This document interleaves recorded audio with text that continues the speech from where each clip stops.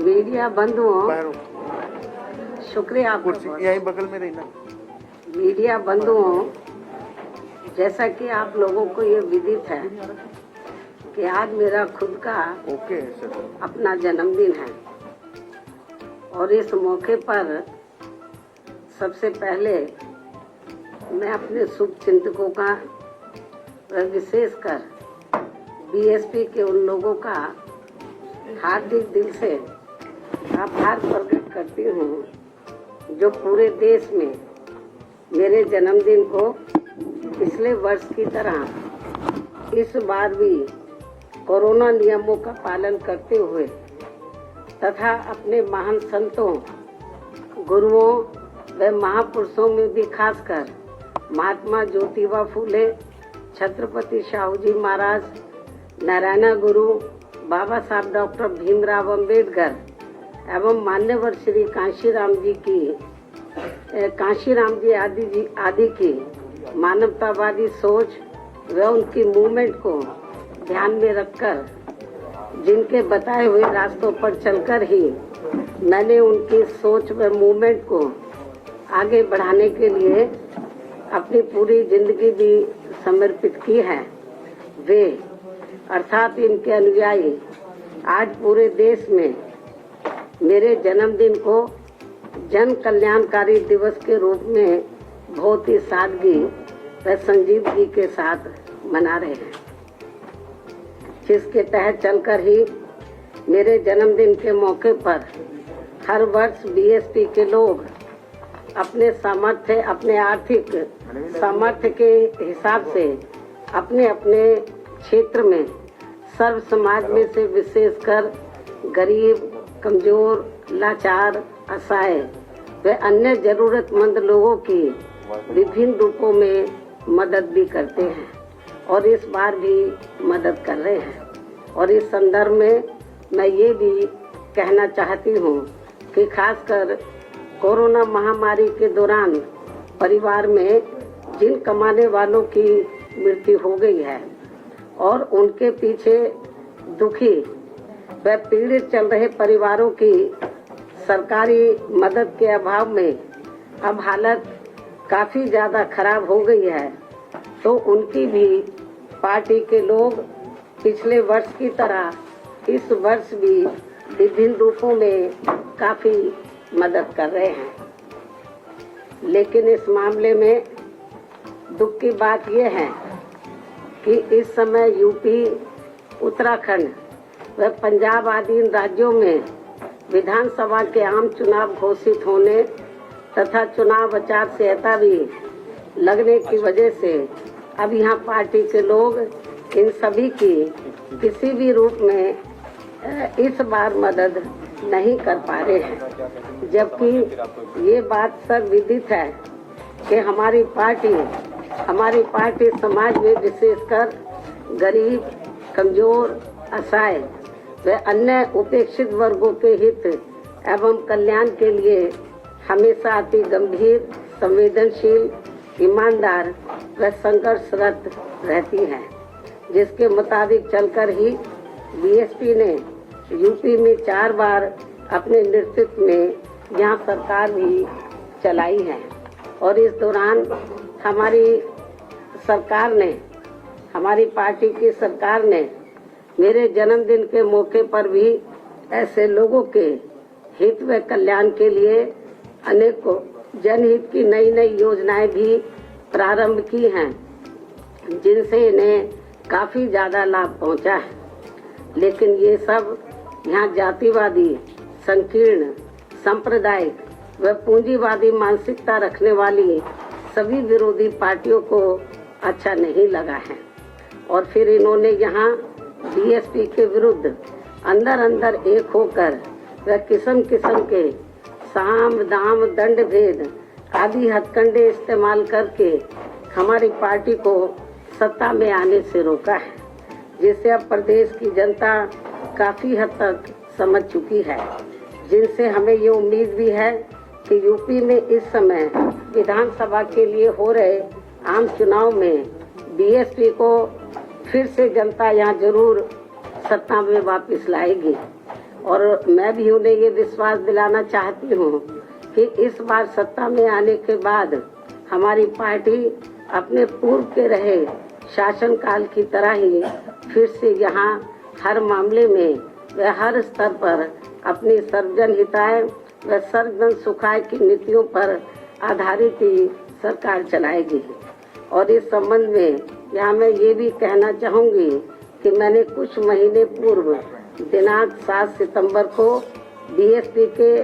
प्रबुद्ध वर्ग के हुए सम्मेलन में इनकी सुरक्षा, सम्मान व तरक्की आदि को लेकर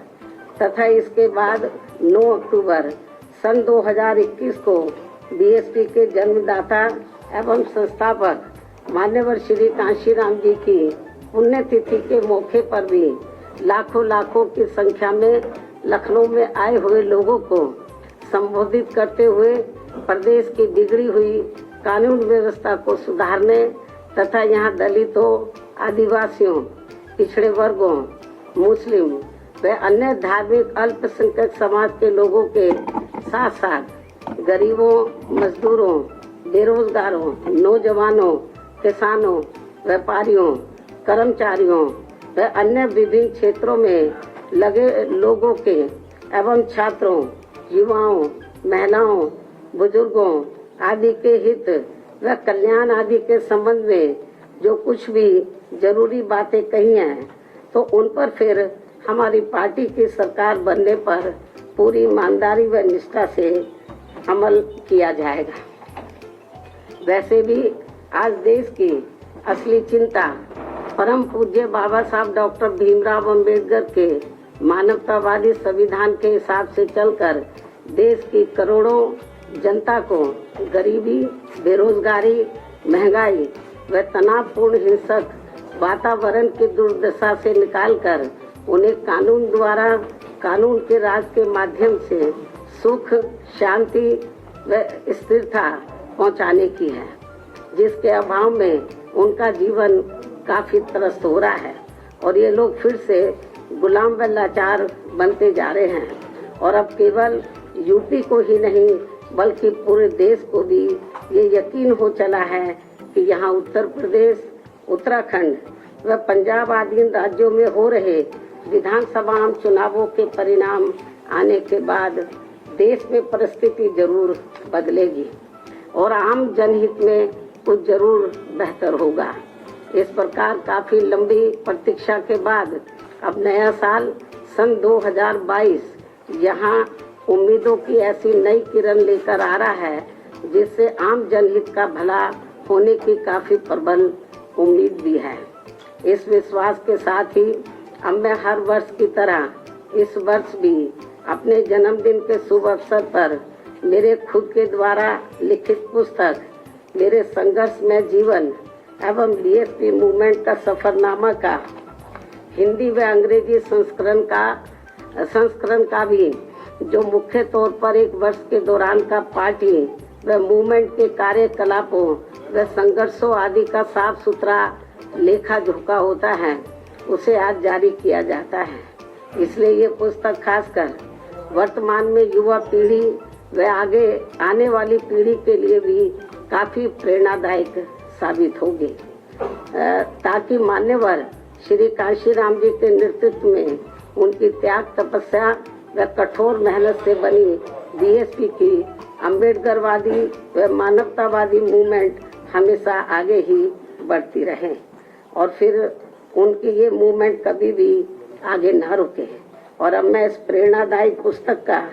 विमोचन करूं, लेकिन इससे पहले आज मैं अपने जन्मदिन के मौके पर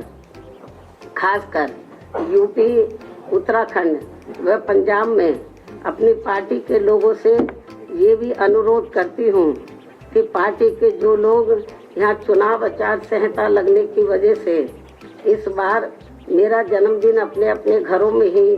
रहकर मना रहे हैं, वे कोरोना नियमों व चुनाव आचार संहिता का भी पालन करते हुए अपनी पार्टी के उम्मीदवारों को जिताने के लिए रात दिन खूब मेहनत करें और उन्हें भारी वोटों के अंतर से भी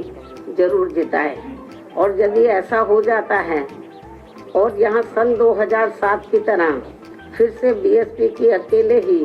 अपनी पूर्ण बहुमत की सरकार बन जाती है, तो फिर यही इस बार मेरे जन्मदिन के लिए इनका ये खास व अत्यंत कीमती तोहफा भी होगा। लेकिन मुझे ये तोहफा देने के लिए पार्टी के लोगों को वोट पड़ने तक यहाँ यूपी, उत्तराखंड व पंजाब प्रदेश में भी विरोधी पार्टियों के सभी साम, दाम, दंड भेद आदि हथकंडों से जरूर सावधान रहना है। जैसे अब इस चुनाव में खासकर जातिवादी व बीएसपी विरोधी मीडिया को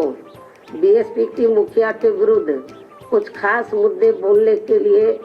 नहीं मिल रहे हैं, तो अब ये लोग आए दिन मेरे चुनाव न लड़ने को भी लेकर जानबूझकर षड्यंत्र के तहत इसे भी आए दिन उछालते रहते हैं और इसकी आड़ में जनता को मेरे बारे में ऐसा इम्प्रेशन भी देते हैं जैसे मैंने कभी कोई चुनाव ही नहीं लड़ा है, जबकि इनको ये मालूम होना चाहिए कि मैंने 4 बार लोकसभा की व 3 बार राज्यसभा की भी राज्यसभा, जबकि मैं 4 बार लोकसभा की और 3 बार राज्यसभा की भी सांसद रह चुकी हूँ, सदस्य रह चुकी हूँ। इसके अलावा 2 बार यूपी विधानसभा में व 2 बार यूपी विधान परिषद की भी सदस्य रह चुकी हूँ। और इस संबंध में यहाँ मैं ये भी कहना चाहती हूँ कि जब तक बीएसपी के जन्मदाता एवं संस्थापक मान्यवर श्री कांशीराम जी स्वास्थ्य के मामले में ठीक हालत में चलते रहे, तो तब तक वे सभी चुनावों को काफी हद तक खुद ही संभाल लेते थे और उस समय में अधिकांश चुनाव लड़ती थी और ज्यादातर चुनाव जीतकर भी आती थी। लेकिन इनके काफी लंबे अरसे तक बीमार रहने व उनके देहांत होने के बाद फिर पार्टी की मेरे कंधों के ऊपर पूरी जिम्मेवारी आ गई। तो ऐसे में मैंने अपनी पार्टी व मूवमेंट के हित में सीधा चुनाव लड़ने की बजाय फिर पार्टी के उम्मीदवारों को ही जिताना जरूरी समझा है। और वैसे भी हमारे कानून में ये व्यवस्था बनी है कि बिना लोकसभा का सीधा चुनाव लड़े भी राज्यसभा में जाकर कोई भी योग्य व्यक्ति देश का प्रधानमंत्री व केंद्रीय मंत्री आदि भी बन सकता है तथा इसी प्रकार विधान परिषद में भी जाकर कोई भी योग्य व्यक्ति किसी भी स्टेट का मुख्यमंत्री आदि भी बन सकता है जहां पर विधान परिषद की व्यवस्था है। इसलिए यूपी में बीएसपी की सरकार बनने पर मैं पार्टी व मूवमेंट के हित में सीधा चुनाव न लड़के व अप्रत्यक्ष रूप से चुनाव जीतकर भी यूपी प्रदेश की बागडोर संभाल सकती हूँ, जिसकी इस समय काफी सख्त जरूरत भी है। इसके अलावा फिसियानी बिल्ली खंबा नोचे की तरह विरोधी पार्टियां व जातिवादी मीडिया भी मेरे क्षेत्र में न जाने को भी लेकर आए दिन किस्म किस्म की तथ्यहीन व बेबुनियादी बातें करते रहते हैं, जिसका जवाब मैं 1 जनवरी को मीडिया को भी दे चुकी हूँ। उसे मैं फिर से दोहराना नहीं चाहती हूँ। वैसे भी मुझे पूरा भरोसा है कि इस बार चुनाव में बीएसपी सन 2007 की तरह फिर से यूपी की सत्ता में जरूर वापस लौटेगी और तब फिर पूर्व की तरह इस बार भी यहाँ सर्वे एजेंसियों का ओपिनियन पोल व सर्वे आदि धरा का धरा रह जाएगा। इतना ही नहीं बल्कि अब यहाँ आकाश आनंद को भी चुनाव लड़ने या ना लड़ने की भी बातें करते रहते हैं, जबकि अभी वह राजनीति में धीरे धीरे अपने आप को काफी तैयार व परिपक्व भी कर रहा है। और इसके साथ ही मेरे चुनावी राज्यों में ज्यादा व्यस्त होने की वजह से अब वह मेरे दिशा निर्देशन में उन राज्यों में जहां चुनाव नहीं हो रहे हैं वहां पार्टी के जनाधार को भी बढ़ाने में पूरे जी जान से लगा है और फिर उचित समय पर ही इनको व पार्टी के अन्य नौजवानों को भी सीधा व अप्रत्यक्ष रूप में चुनाव लड़ने का भी मौका जरूर दिया जाएगा। जो ये सभी मेरे बीएसपी परिवार के ही लोग हैं, लेकिन इसे भी मेरे से सीधा जोड़ लिया जाता है, जबकि मीडिया व पूरे जगत को ये मालूम है कि मेरा अपना खुद का कोई निजी परिवार नहीं है, बल्कि मेरा पूरे देश में केवल गरीब, दलित, शोषित, पिछड़ा व उपेक्षित समाज ही मेरा ये बहुत बड़ा व विशाल परिवार है। और इस परिवार में आकाश आनंद की तरह पूरे देश में करोड़ों भाइयों के लड़के व लड़कियां भी मेरे भतीजे व भतीजियां हैं, जिनके माँ बाप शुरू से ही मुझे पूरे आदर सम्मान से आदरणीय बहन जी ही कहकर पुकारते हैं। और अब उनके बच्चे भी बड़े होकर मुझे ज्यादातर बहन जी ही कहकर पुकारते हैं, जिनको भी राजनीति में आगे बढ़ने का पूरा मौका जरूर दिया जा रहा है। लेकिन इसे भी मीडिया में अधिकांश व्यंग्य तरीके से ही दर्शाया जाता है। ये सब इनकी जातिवादी मानसिकता नहीं है तो और क्या है, जबकि ऐसा करके ये लोग हमारे नौजवानों में और ज्यादा जोश पैदा कर रहे हैं। इसलिए ये सब करने से इनको कुछ भी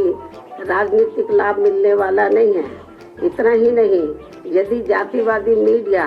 व विरोधी लोग भी आकाश आनंद के पीछे जबरदस्ती ऐसे ही पड़े रहे, तो फिर मैं मान्यवर श्री कांशीराम जी की तरह इसको भी पार्टी में और भी ज्यादा बढ़ावा देती रहूंगी। और अच्छी बात यह है कि पिछले कुछ समय से यहाँ यूपी में पार्टी के राष्ट्रीय महासचिव व राज्यसभा सांसद श्री एस.सी. मिश्रा जी के बेटे श्री कपिल मिश्रा भी अपने नौजवान साथियों को अपनी पार्टी में पूरी मेहनत के साथ जोड़ने में लगे हैं। मुझे पूरा भरोसा है कि इस चुनाव में हमारे नौजवानों का भी काफी वोट बीएसपी को ही मिलने वाला है तथा यहाँ फिर से बीएसपी ही सत्ता में जरूर आएगी। इस उम्मीद के साथ ही अब मैं अपनी पुस्तक का विमोचन कर रही हूँ।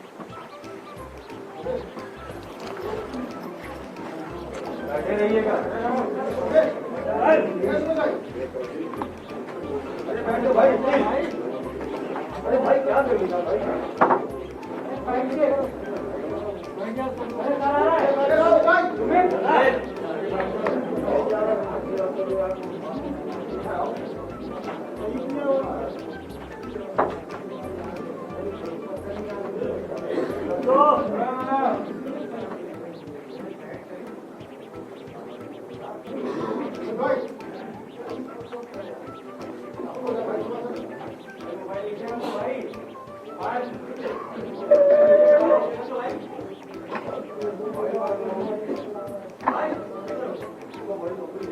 भाई थोड़ा साइड में कर, मोबाइल नीचे कर लो मेरे भाई, तो नीचे भैया टोपी लो भाई। अरे भाई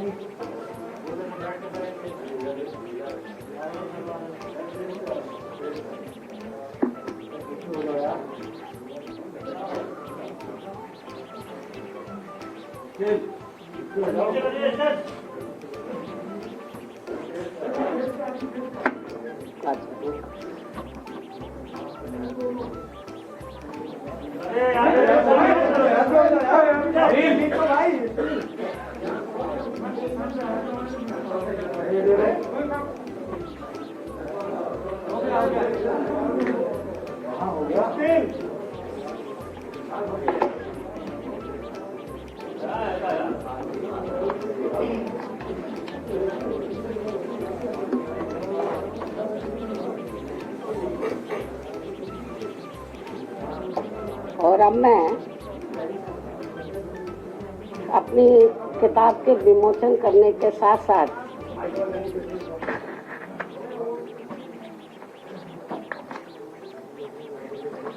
आपको ये भी बताना चाहती हूँ। वैसे आप लोगों को ये मालूम ही है कि उत्तर प्रदेश में यूपी विधानसभा के आम चुनाव 7 चरणों में हो रहे हैं और पहले चरण में 58 विधानसभा की सीटों पर विधानसभा का आम चुनाव हो रहा है। और बीएसपी ने पहले चरण की जो 58 विधानसभा की सीटें हैं तो उनमें से 53 विधानसभा की सीटों पर कैंडिडेट फाइनल कर दिए हैं। 5 सीटें बची है, 1-2 दिन में वो भी फाइनल हो जाएगा। तो आज मैं अपने जन्मदिन के शुभ अवसर पर तो बीएसपी की जो उम्मीदवारों की सूची है तो उसको मैं पहले चरण की सूची आज मैं जारी कर रही हूँ। 58 में से 53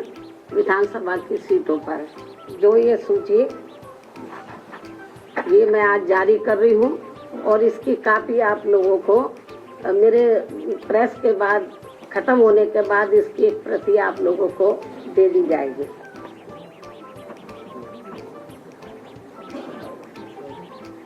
और अब मैं अंत में सभी मीडिया बंधुओं से मेरे जन्मदिन का केक व जलपान आदि लेने का भी विशेष आग्रह करती हूँ। साथ ही अपनी बात भी यही समाप्त करती हूँ, किंतु इससे पहले यदि आप लोग मुझसे कुछ सवाल पूछना चाहते हैं तो एक एक करके पूछ सकते हैं, लेकिन आप सभी के एक सवाल का मैं खुद ही आपको जवाब दे देती हूँ। देश में चुनाव के नजदीक जिस प्रकार से स्वार्थी किस्म के लोगों का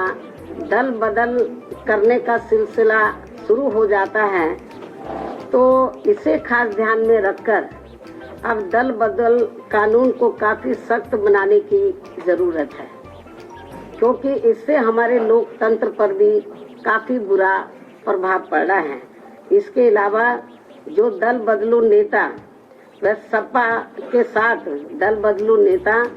सपा के साथ गठबंधन करके चुनाव लड़ने वाली पार्टियां ये कह रही हैं कि ये पार्टी यानी कि Samajwadi party SC, ST, OBC और MC यानी कि माइनॉरिटीज कम्युनिटीज वर्गों के हितों की व इनके संतों, गुरुओं व महापुरुषों आदि को भी सम्मान करने वाली पार्टी है, तो इसमें रत्ती भर भी सच्चाई नहीं है। जैसे आपने देखा होगा कि कुछ नेता लोग दल बदलू बहुत चीख चीख के बोल रहे थे, ये समाजवादी पार्टी के साथ साथ अम्बेडकरवादी पार्टी भी ये है वो है, आप लोगों ने देखा होगा, मतलब वो चिल्ला चिल्ला के बोल रहे थे। लेकिन जो ये कह रहे थे कि ये पार्टी समाजवादी पार्टी जो है ये समाजवादी के साथ साथ अम्बेडकरवादी भी है, SC, ST, OBC और विशेषकर माइनॉरिटीज के हितों की पार्टी है, लेकिन जिसमें रत्ती भर भी सच्चाई नहीं है, क्योंकि जिस समाजवादी पार्टी ने दलितों के सरकारी नौकरियों में पदोन्नति को लेकर लाए गए विधेयक को राज्यसभा में फाड़कर फेंक दिया था और इस विधेयक को पास नहीं होने दिया था, जो अभी तक भी लटका पड़ा है, तो ये भी इनको जानना चाहिए। तो ये कैसे दलित हितैषी पार्टी हो सकती है? साथ ही दलित समाज में जन्मे संतों, गुरुओं व महापुरुषों के नाम पर रखे गए जो कुछ जिलों के या जो कल्याणकारी योजनाएं हैं, जो भी हमने काम किए, तो उनका सपा ने हमेशा विरोध किया है। और इस संदर्भ में मैं आपको ये बताना चाहती हूँ, जब मेरी सरकार थी तो मेरी सरकार ने भदोई के नाम से नया जिला बनाया, आप लोगों को मालूम है। तो इसी पार्टी की सरकार ने, समाजवादी पार्टी की सरकार ने दलित समाज में जन्मे संत गुरु रविदास जी के नाम पर रखे गए नए भदोई जिले का नाम भी बदल दिया। ये पूर्वांचल के लोग अच्छे प्रकार से जानते हैं, और जिनको खास तौर से पूरा देश और यूपी में, खासकर पूरे यूपी में और पूर्वांचल में संत गुरु रविदास जी को बहुत आदर सम्मान देते हैं, उनकी बहुत कदर करते हैं, उनके बताए हुए रास्ते पर चलते हैं, उनकी वाणियों पर अमल करते हैं। लेकिन दुख इस बात का है कि समाजवादी पार्टी की सरकार ने, मेरी सरकार ने इस भदोई के नाम से जो नया जिला बना, इसका नाम संत गुरु रविदास जी के नाम से रखा। लेकिन ये इतना दलित हितैषी, इतना आदर सम्मान करता है कि सत्ता में आते ही उसने रविदास जी का जो नाम रखा था भदोई का, उसको बदल दिया। आप समझ सकते हैं। इतना ही नहीं, बल्कि इसी पार्टी ने अपने सत्ता में रहते हुए पिछड़े वर्ग में केवल अपने यादव समाज का ही अधिकांश ध्यान रखा है, बाकी पिछड़ी जातियों का नहीं। जबकि बीएसपी ने दलितों के साथ साथ यादव सहित सभी पिछड़ी जातियों का भी बराबर ध्यान रखा है, उनके विकास व उत्थान का। इसी प्रकार इस पार्टी ने अपनी हुकूमत के दौरान खूब दंगे भी कराकर हिंदू मुस्लिम भाईचारे को तोड़ा है। साथ ही चुनाव में भी खासकर मुसलमानों का तो इस पार्टी ने वोट तो जरूर लिया है, लेकिन टिकट व सरकार में भागीदारी देने के मामले में भी अधिकांश इनकी उपेक्षा ही की है। और इस बार भी सपा की जारी की गई पहली सूची में इनकी काफी उपेक्षा की गई है। मुस्लिम समाज की टिकट डिस्ट्रीब्यूशन के मामले में काफी उपेक्षा की गई है, जबकि बीएसपी ने हर चुनाव में खासकर मुस्लिम बाहुल्य क्षेत्रों में मुस्लिम समाज को उचित भागीदारी दी है और सरकार बनने पर इनके जान माल व मजहब की भी पूरी हिफाजत की है। साथ ही इनके विकास व उत्थान का भी विशेष ध्यान रखा है। इसके अलावा हमारी पार्टी की रही सरकार ने दलितों, आदिवासियों, पिछड़े वर्गों, अकलियतों के साथ साथ अपर कास्ट समाज के भी सभी वर्गों के हित व कल्याण का भी पूरा ध्यान रखा है। तो इसलिए तो दल बदलू लोग और खास तौर से जो छोटे छोटे दल जो सपा के साथ गठबंधन करके चुनाव लड़े हैं, तो जो इस किस्म की बातें कर रहे हैं कि सपा दलित हितैषी पार्टी है, ओबीसी की हितैषी पार्टी है, इनके संतों, गुरुओं और महापुरुषों का पूरा आदर सम्मान करके इसमें रत्ती भर भी सच्चाई नहीं है। इस सरकार ने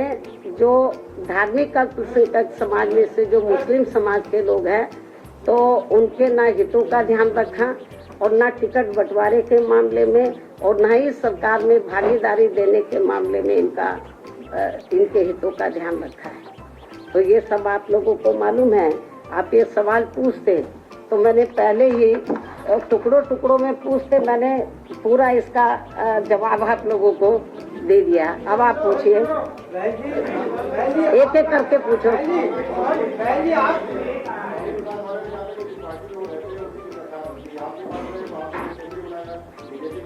देखो, वो मुझे क्या मुख्यमंत्री बनाएगा, बीएसपी में आने के बाद उसकी किस्मत खुली है। पहले वो बहुत पार्टियों में रहा, वो कभी चुनाव नहीं जीता। आप इतिहास उठाकर देख लो उसका राजनीतिक, बहुत सी पार्टियों में रहा, जनता दल में रहा, लोक दल में रहा, किसी भी पार्टी में वो चुनाव नहीं जीता। जब वो बीएसपी में आया तो पहली बार उसकी किस्मत खुली और वो एमएलए बना।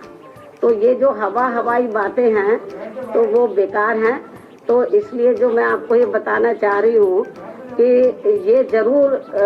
जिस भी पार्टी में जाता, अभी जैसे बीजेपी वाले उसको ढो के चलते रहे 5 साल तक, उसको समझाते रहे भाई हमें सर्व समाज को लेके चलना है, तो लेकिन वो नहीं माना। तो अब आप तो देखो उसकी लैंग्वेज, आप लोगों को मालूम है उनकी लैंग्वेज किस किस्म की है। जबकि आप लोगों को जब हम अम्बेडकरवाद की बात करते हैं तो बाबा साहब डॉक्टर अम्बेडकर की जो सोच है उसको समझना चाहिए। बाबा साहब डॉक्टर अम्बेडकर किसी भी जाति और धर्म के खिलाफ नहीं थे, वो जातिवादी व्यवस्था के खिलाफ थे। इस देश में जो गैर बराबरी वाली सामाजिक व्यवस्था बनी है उसको बदलकर वो समता मूलक समाज व्यवस्था बनाना चाहते थे। और इस व्यवस्था को बनाने के लिए बाबा किनको सामने आना होगा, जो इस व्यवस्था के शिकार हैं। तो जो इस व्यवस्था के शिकार हैं उनको अपर कास्ट को भी साथ में लेकर जब सर्व समाज में भाईचारा पैदा हो जाएगा तो तभी तो समता मूलक समाज बनेगा। तो बाबा साहब डॉक्टर अम्बेडकर की ये इच्छा थी कि जो इस देश में गैर बराबरी वाली सामाजिक व्यवस्था बनी है उसको बदलकर समतामूलक समाज व्यवस्था बने जिसमें सब लोग बराबर हों।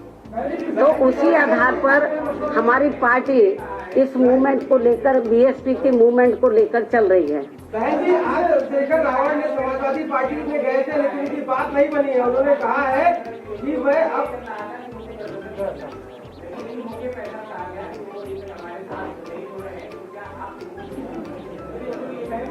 इसका सवाल आप उसी से पूछे। हम किसी भी पार्टी से, तो मैं मीडिया बंधुओं को ये बताना चाह रही हूँ, हमारी पार्टी किसी भी पार्टी के साथ कोई गठबंधन नहीं कर रही है। हमारी पार्टी अकेले अपने बलबूते पर पूरी दमदारी और तैयारी के साथ चुनाव लड़ रही है। हमारा गठबंधन किसी पार्टी से नहीं, हमारा गठबंधन सर्व समाज में भाईचारा पैदा करके ये गठबंधन चल रहा है और हमें पूरा भरोसा है कि इस गठबंधन के आधार पर इस बार हमारी पार्टी को एब्सोल्यूट मेजॉरिटी जरूर मिलेगी। धन्यवाद।